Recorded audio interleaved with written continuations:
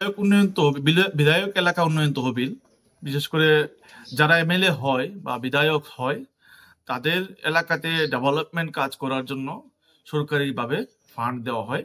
এটা প্রাচীন যুগ থেকেই চলছে, এখনো আছে। এটা ফান্ড দিন দিন বাড়ে। তো আমার বাবাও এমএলএ ছিলেন, বামুটিয়ার এমএলএ ফান্ড থেকে কাজ হয়েছে। তারপর প্রকাশ দাস ছিলেন এমএলএ, বিরোধী দলের এমএলএ ছিলেন, উনিও এমএলএ ফান্ডের কাজ করেছেন। কৃষ্ণধন দাস এমএলএ হয়েছেন, উনিও বিধায়ক এলাকার কাজ করেছেন, এমএলএ ফান্ডের কাজ। আমি বিধায়ক হয়েছি, অদ্ভুত ব্যাপার, আমার বিধায়ক এলাকা উন্নয়ন তহবিলের টাকা বা কাজ আমি স্যাংশন দিয়েছি বামুটিয়া ব্লকের বিডিওর নিকট। এসডিএম এর মাধ্যমে এসডিএম চিঠি দিয়েছেন বামুটিয়া বিডিওকে যে নয়ন সরকারের বা এমএলএ সাহেব কাজগুলো দিয়েছেন, ওইরকম ভাবে একটা চিঠি দিয়েছেন, কাজগুলা করুন।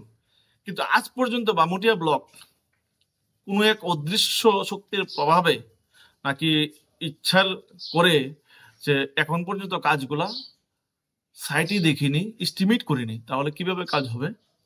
তো বামুটিয়া ব্লকের আন্ডারে যেসব কাজ দেওয়া হয় বা হয়েছে, একটা কাজও চুল পরিমাণ এগিয়ে যায়নি। মানে যেরকম ফাইল চাপা পড়ে থাকে এরকম ভাবে ফাইল চাপা পড়ে আছে।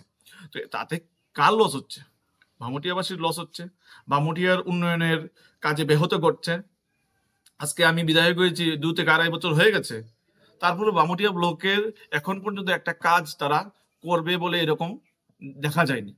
সবচেয়ে অবাক করার বিষয়, বামুটিয়া ব্লকের আন্ডারে সরকারি বিভিন্ন রকম স্কিম বা পরিকল্পনা থাকে যে কাজগুলো হওয়ার ক্ষেত্রে বা বিভিন্ন রকম বিলি, ওইখানে বিধায়ককে না বলে স্থানীয় মন্ডল নেতা, প্রাক্তন বিধায়ক, তাদেরকে দিয়ে এসব করাচ্ছে। আপনি বুঝতেই পারবেন না এলাকাতে সরকারি প্রোগ্রাম নাকি মন্ডলের প্রোগ্রাম হচ্ছে, আপনি ধরতেও পারবেন না। এলাকাবাসী ও বিভ্রান্ত হয়ে যায় যে এলাকাতে প্রোগ্রাম কি হচ্ছে, সরকারি প্রোগ্রাম নাকি মন্ডলের প্রোগ্রাম। যাই হোক, এটা তারা বলতে পারবেন। আর যেটা আপনি বলেছেন যে বিধায়ক এলাকা উন্নয়ন তহবিল থেকে কাজ কতটুকু করেছি, কাজ হয়েছে এসডিএম এর মারফত যেগুলা কাজ করেছি আমরা। বিশেষ করে ইলেকট্রিক লাইন আমরা অনেকগুলা দিয়েছি, এখনো কাজ চলছে। গতকালকেও কাজ হয়েছে গান্ধীগ্রাম, আপনার এদিকে তেবাড়িয়া ইলেকট্রিক লাইনের কাজ হয়েছে, ওইদিকে গান্ধীগ্রাম নবগ্রাম হয়েছে, তো কামালঘাট হয়েছে। ওইগুলাতে আমরা করতে পেরেছি, ইলেকট্রিক ডিপার্টমেন্ট আমাদেরকে সর্বতভাবে সাহায্য করেছেন। এবং এই ডিএম সাহেবও এসডিএম এর মারফতে যে সব জিনিসগুলা দেওয়ার, যেরকম স্ট্রিট লাইট নরসিংগড়, তারপর আপনার গান্ধীগ্রামের কিছু এলাকা, ভাগলপুর, তারপর দমদমিয়া, তারপর লেম্বুছড়া, এদিকের চেছুরিয়ার একটা প্রান্ত, যে সেটটা বামুটিয়া বিধানসভা অন্তর্গত, এবং বাজালঘাট, হরেন্দ্রনগর চা বাগান, লক্ষ্মীলুঙ্গা, আমরা ওইসব এলাকাতে অনেকগুলা স্ট্রিট লাইট দিয়েছি বিধায়ক উন্নয়ন তহবিল থেকে। তো সেগুলাতে এখনো চালু আছে, ভালো আছে। এবং বিভিন্ন জায়গাতে আমরা স্পোর্টস সামগ্রী বিতরণ করেছি, এটা হয়েছে। এবং বামুটিয়া বিধানসভার অন্তর্গত যেহেতু বামুটিয়া কৃষি নির্ভর এলাকা, কৃষকদের স্বার্থে আমার বিধায়ক উন্নয়ন তহবিল থেকে মিনি ডিপ টিউবওয়েল বা সাবমার্সিবল বলুন, এগুলা দেওয়া হয়েছে। তারপর বিধায়ক উন্নয়ন তহবিল থেকে আমরা তালতলা হাসপাতালে ভালো ফিল্টার, ইলেকট্রনিক আয়রন রিমুভাল, তো ওইরকম আমরা ফিল্টার দিতে পেরেছি। এবং বিধায়ক উন্নয়ন তহবিল থেকে আপনার এই কৃষকদের জন্য হুন্ডা মেশিন, এটাও দিয়েছি।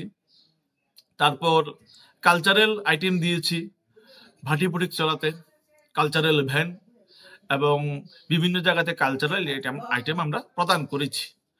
তো এগুলা হয়েছে যা হবার। কিন্তু অবাক করার বিষয় হচ্ছে বামুটিয়া ব্লক একটা বিস্তীর্ণ এলাকা। আমার বামুটিয়া বিধানসভার 16টা পঞ্চায়েত বামুটিয়া ব্লকের আন্ডারে।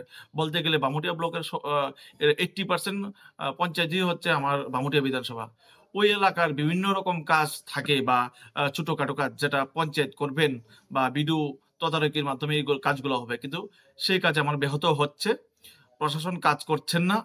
জানি না আমলারাও কি মন্ডল নেতা বা এইসব নেতাদের কারণে বাধ্য হয়ে এরকম করছে নাকি ইচ্ছা করে এরকম করছে।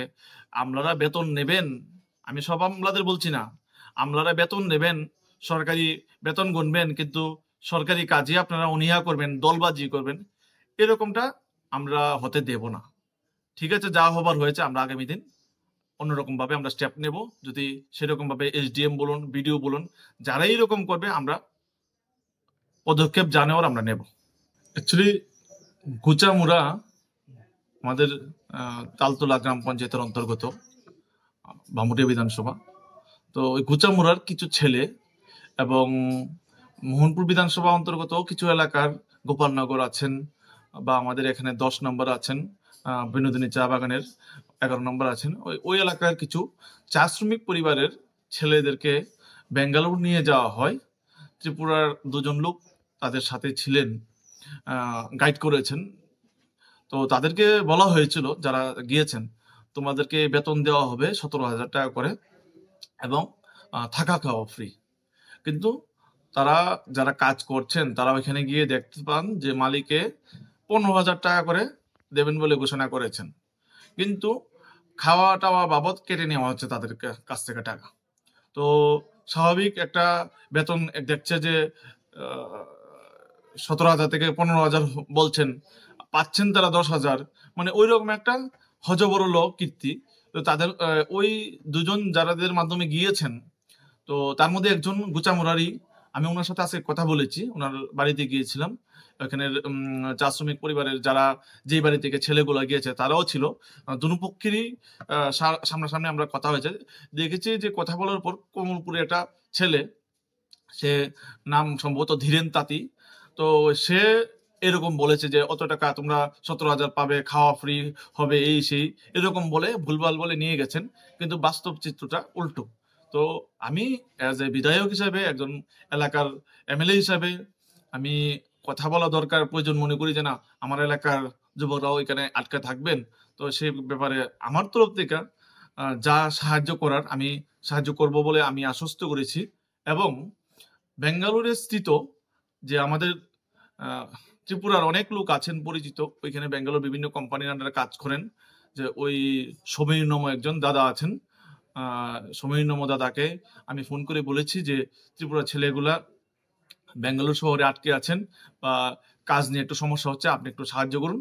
তো সমীর নাম দাদা বলেছেন যে অবশ্যই সাহায্য করবেন, এবং ওনাকে নাম্বার দিয়েছি। আর পরিবারগুলোকে বলেছি সর্বতভাবে আমি যে কোনো সাহায্য লাগে তারা আসার ক্ষেত্রে হোক যেরকম সাহায্য করব। বন্যায় যে ক্ষতিগ্রস্ত বা আপনার এটা তো প্রাকৃতিক দুর্যোগ, তো প্রাকৃতিক দুর্যোগের সাহায্য করার একমাত্র ক্ষমতা হচ্ছে সরকারের। আমাদের বিধায়ক হিসাবে বা কোনো এমএলএ এরকম ব্যক্তিগতভাবে কোনো রকম সাহায্য করতে পারবে না। কেউ যদি ব্যক্তিগত গাইডের টাকা দেয় আলাদা বিষয়, কিন্তু এটা তো সরকার দায়িত্ব, প্রাকৃতিক দুর্যোগে কিভাবে সাহায্য করবেন সরকার। তো এখন তো প্রাকৃতিক দুর্যোগ যে আপনি বলছেন, বন্যা, এই গত বছর বন্যা হলো, এই বছর সরকার তো বিজেপি, আপনার পঞ্চায়েত বিজেপি পরিচালিত, পঞ্চায়েত সমিতি বিজেপি পরিচালিত, জেলা পরিষদ বিজেপি পরিচালিত, সরকার বিজেপি, প্রত্যেকটা মেম্বার ওয়ার্ডের বিজেপির। তো সাহায্য তো দায়বদ্ধ তো তারা, প্রত্যেকটা স্তর তাদের দখলে, তো স্বাভাবিক তারাই কাজ করবেন। আর আমি বিধায়ক হিসাবে যে এলাকার কৃষক আছেন এবং মৎস্য চাষী আছেন, বা যারা বাড়িঘর ভেঙেছে বা ক্ষতিগ্রস্ত হয়েছে বন্যার কারণে বা ঝড় তুফানের কারণে, তাদেরকে আমি অ্যাপ্লিকেশন করার জন্য বলেছি যে তহসিলদারের নিকট আপনারা অ্যাপ্লিকেশন করুন, এগ্রিকালচার দপ্তরের কাছে আপনারা অ্যাপ্লিকেশন করুন, সেক্ষেত্রে যাতে আপনারা যথাযথ ক্ষতিপূরণ পাওয়া যায়, তার জন্য আমি এসডিএমকে অবগত করি, তহসিলদারের সাথে কথা বলি যে আপনি ভিজিট করুন। এবং তহসিলদারকে নিয়েও আমি গত বছর বন্যার সময় আমি ভিজিট করেছি, এবারও ভিজিট করেছি বামুটিয়া এলাকা, যে কিরকম ক্ষয়ক্ষতি হয়েছে, প্রত্যেকের বাড়িতে গিয়েছি, গিয়ে দেখেছি নিজের চোখে, এবং যেগুলা ভেঙেছে বা যেগুলা ক্ষতি হয়েছে তার জন্য আমি তহসিলদারকে বলেছি আপনি তদন্ত করে তারা যাতে ক্ষতিপূরণ পায় সেরকম ভাবে আমি সাহায্য করেছি। এবং গত কিছুদিন আগে আমি এসডিএম অফিসে গিয়েছিলাম, যে আমি জিজ্ঞেস করলাম এসডিএম সাহেবকে যে বামুটিয়ার যে ক্ষতিগ্রস্ত হয়েছে যারা ঝড় ঝঞ্ঝার মাধ্যমে বা তুফানের মাধ্যমে বা জল লাগার কারণে, তারা কি ক্ষতিপূরণ পেয়েছে? এসডিএম সাহেব বলেছে ফান্ডের কিছু ক্রাইসিস আছে, তার জন্য সবাইকে এখনো দেওয়া সম্ভব হয়নি, আমরা কিছু পরিবারকে দিয়েছি, আর বাকিটা আমরা আস্তে আস্তে দিয়ে দেব। এটাই। স্বাদে ভরা ঘিয়ের সুবাস লংতরায়। কি ভালো খেতে! শুদ্ধ ঘিয়ের আবেশ ভরা লংতরায়। অপূর্ব সুগন্ধ। পুষ্টি ভরা ঘিয়ের খাবার, কাওয়া ঘি প্রিয় সবার লংতরায়। একেই বলে বিশুদ্ধ ঘি। বিশুদ্ধ ঘি নাম মনে রেখো লংতরায়। লংতরাই ঘি রোজ খাবারে তোমাকে চাই। লংতরায়, লংতরায়, লংতরায়।